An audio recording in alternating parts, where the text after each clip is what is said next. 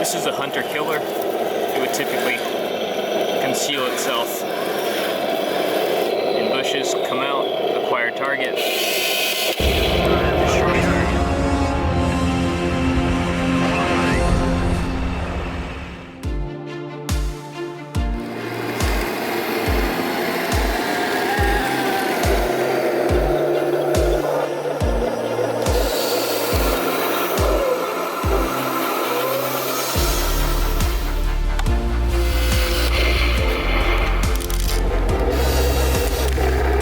In today's video, we're taking a close look at the Jagdpanther. This tank destroyer from Heng Long is delivered in 1/16 scale in RTR format, meaning it's ready to run. All painted exactly as you see directly out of the box. We apply 6 AA batteries to the radio, and everything else is provided. While the bulk of this tank destroyer is pre-painted and completed, we do need to spend about 30 minutes applying these cosmetic accessory parts. These are pre-painted in plastic, and anyone familiar with the process of building a plastic model will be familiar with this process just the same.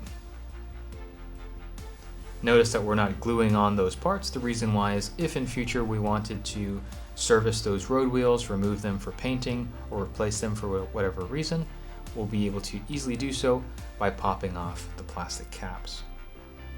The same in fact goes for the rest of the tank destroyer, from these shackles to other parts we'll be taking a look at here shortly, where we don't use any glue, relying instead on just friction to press fit the variety of these parts into place.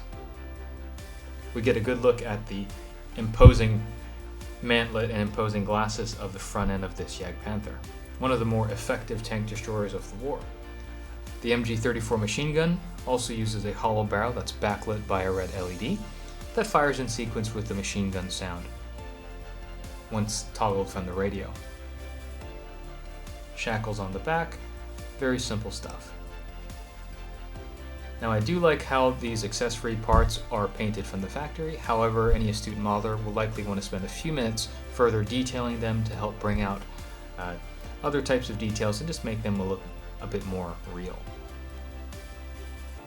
Like many of Heng Long's tanks, especially those of the period, a variety of accessories and tools are included in these cosmetic accessory parts to help tie in the overall scale fidelity of the model. We finish up the right side of this tank destroyer. The Jagdpanther was based on the Panther G, which is why these interleaf road wheels we see here look so similar, based on the same chassis. So if you're looking for something with this type of feel but with a movable turret, we recommend looking at Heng Long's Panther G. Meanwhile, this Jagdpanther with its casement style, it's one of those things that I personally really like. Moving to the right side of the tank destroyer, I forgot the fire extinguisher, which is probably important to the crew. Now we can finish up with the tools on the left side of the hull and move on to these flexible tow cables. Now go slowly when you're installing these flexible tow cables. They do stretch a bit, so you want to pull them into place and again push them down into the pre-drilled hole. Once you're done, we're going to fix them in place with a cap that's provided in the accessory part of the sprue.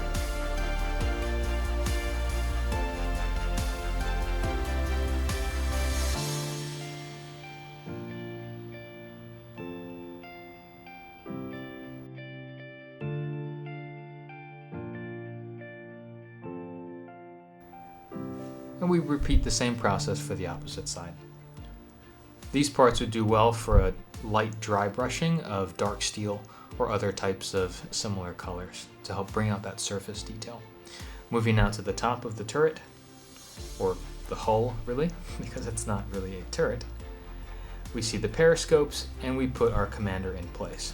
He of all people probably needs a good coat of paint. Now plugging in our provided battery in place, we can now power up the tank destroyer for the very first time.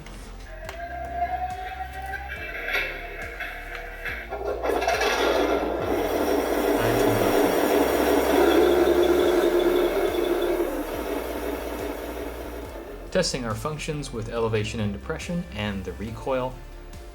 And for the rear of the tank, we do a quick verification that the smoke is in order, and it is. So with that all complete, let's move outside. Let's see how this Jagdpanther runs.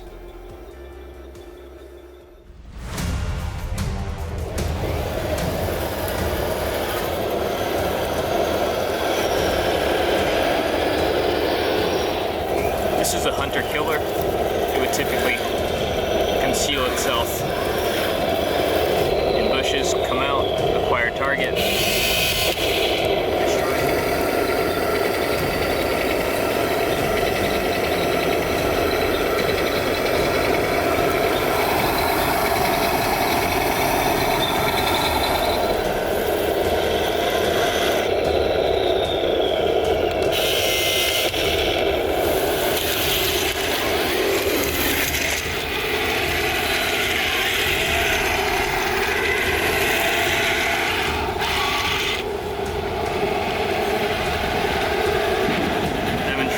Proportional speed as well, slow speed,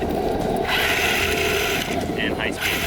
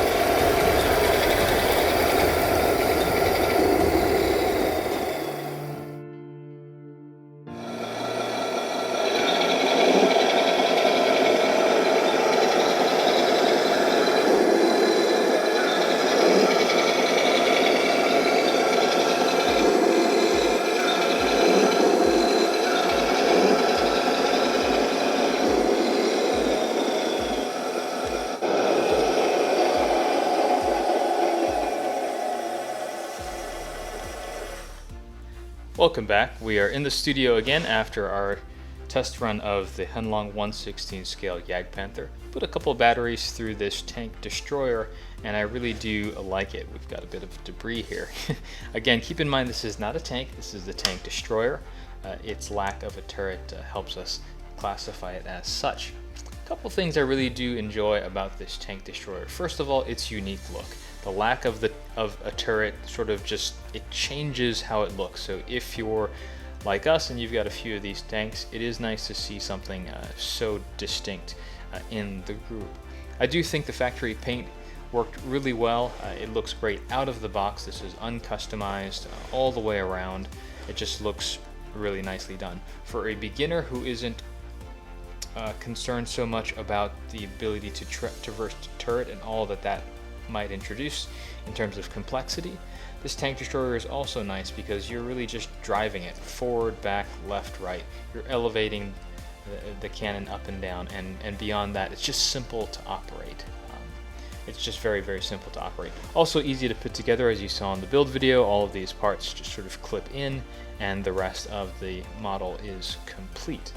Third thing I really do like about this model and can recommend is the fact that because it uses the same lower suspension as, say, the King Tiger and the Tiger 1, or at the very least a very similar layout, you take advantage of all that provides you, which is wide tracks. We can run this on softer surfaces, short grass, sand, and riverbeds without really any issue, compared to a tank with say a narrower track like a Sherman or a Panzer. So if you look to be running on a variety of surfaces, another advantage for the Tiger and Panther series of tanks, and in this case, the Tank Destroyer.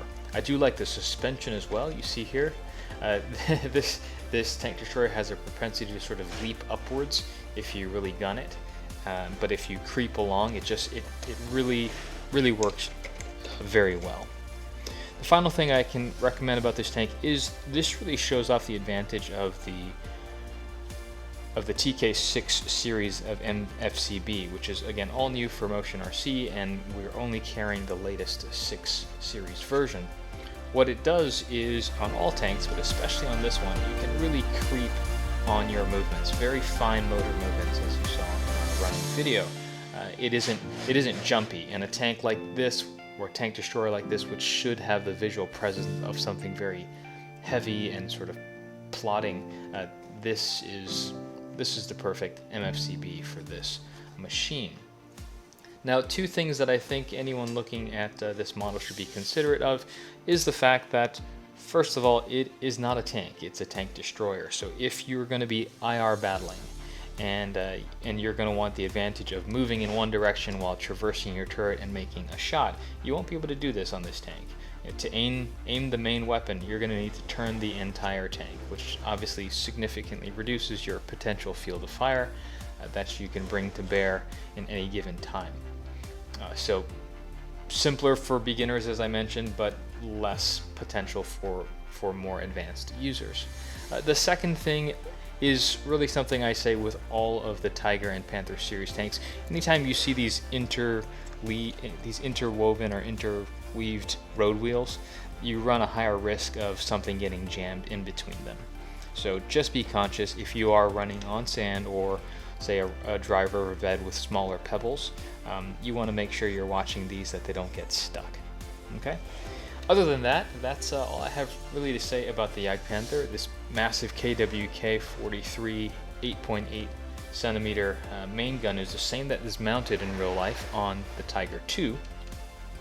And so we can see these 2 models side by side, the tank version and the Tank Destroyer version in the Jagdpanther.